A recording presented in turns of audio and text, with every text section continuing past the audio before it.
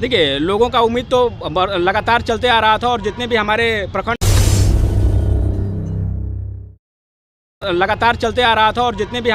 प्रखंड अध्यक्ष थे और ग्राम पंचायत के अध्यक्ष थे और जिला के भी जितने भी लोग थे, सभी लोग चाह रहे थे और जो प्रदेश कमेटी था वो भी चाह रहे थे कि कोई अच्छा मिलना चाहिए जिसकी वजह से जो जिला है वो सुदृढ़ हो सके और जिला में अच्छा से कार्य हो सके। और हम ये तय करते हैं कि जिला में अच्छे से कार्य करेंगे हम लोग और सभी लोगों के साथ भाईचारा मिला करके हम लोग काम करेंगे, कदम से कदम मिला करके और काम करेंगे।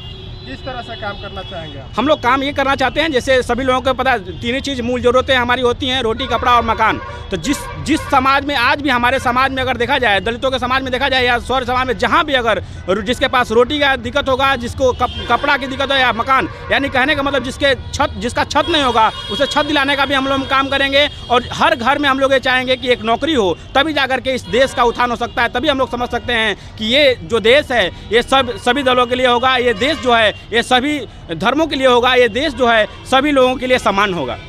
आपका सरकार केंद्र में नहीं है तो कैसे आप दिला सकते हैं लोगों को? केंद्र में सरकार नहीं है तो हम लोग संगठन में से हैं, जुड़े हुए हैं। और भीम आर्मी एक संगठन है, भारत एकता मिशन। हम लोग संगठन के माध्यम से ही बड़े भाई एडवोकेट चंद्रशेखर जो नगीना से आज सांसद हैं, उनको जीत करके हम लोग संसद जिता करके हम लोग संसद में जाए 1.5 लाख प्लस वोटों से। तो हम लोग उम्मीद करेंगे कि हम लोग जब जमीनी स्तर पे और जब हम लोग गाँव जा करके बूथ स्तर पर काम करेंगे तो ये हो सकता है आने वाला जो कल है उसमें हम लोग देखेंगे। और आप सब मीडिया से भी जो लोग आप लोग देखेंगे कि बिहार में जो लगातार जो सरकार जो सत्ता में आज बैठी हुई है, ये सरकार को उखाड़ फेंकने का भी हम लोग काम करेंगे और इस राज्य में हम लोग सत्ता पे काबिज होने का भी कोशिश करेंगे।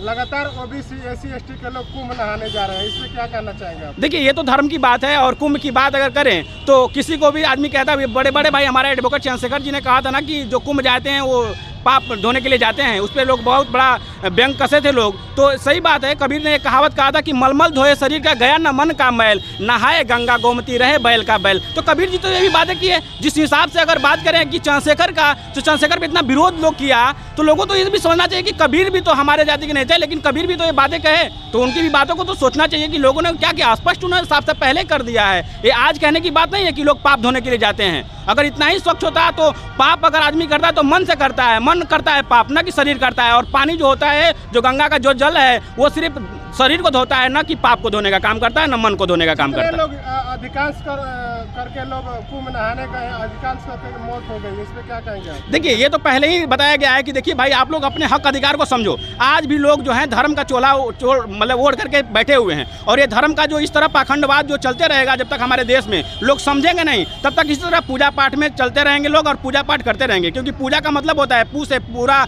और ज से जानकारी। जब तक पूरा लोगों को जानकारी नहीं होगा, अपने लोगों को पता नहीं रहेगा कि ये धर्म क्या चीज़ है और धर्म में जो हम लोग आस्था जो दिखा रहे हैं वो आस्था क्या चीज़ है, तब तक इस तरह ही मौत होती रहेंगी। हम तो कहेंगे हर लोगों को, जनता जितने भी जा रहे कुंभ नहाने, आप लोग सजग रहें, आप लोग सही से रहें, सलामत रहें। लेकिन ये लोगों को सरकार जब जानती थी कि पहले योगी सरकार ये जानती थी कि 40 करोड़ लोग आएंगे उस दिन स्नान करने के लिए, मौनी अमावस्या के दिन, तो क्यों नहीं अमृत वर्षा जो वहाँ हुआ, अमृत नहाने के लिए लोग गए, तो क्यों नहीं उसके लिए पाबंद किया सरकार? इसमें जो दोष अगर दिया जाए तो किसी से जो केंद्र में बैठा हुआ सरकार और जो राज्य में बैठा हुआ यूपी सरकार जो है वो पूरी तरह से इसका जिम्मेदार है। और ये जितने भी लोग भगदड़े मरे, जिसका आज परिवार नहीं मिल रहा है, वो उसका पूरा जिम्मेदारी अगर है तो वो सरकार पे, चाहे केंद्र सरकार हो चाहे राज्य सरकार हो, क्योंकि दोनों जगह उन्हीं का सरकार है। साधु धीरेन्द्र शास्त्री बताता है कि जो गंगा के किनारे मर गया सीधे मोक्ष प्राप्त हो गया। तो मोक्ष की प्राप्त अगर है तो वो भी अपने परिवार को भी तो देख लेना और वो भी मोक्ष प्राप्त कर ले। जिंदगी में आदमी जीता है तो आदमी यही सोचता है ना कि हमें मोक्ष प्राप्त हो, हमें स्वर्ग प्राप्त हो। तो जब अगर स्वर्ग मिल रहा है तो भाई धीरेन्द्र शास्त्री, आप जा करके मोक्ष लीजिए ना, आप जा करके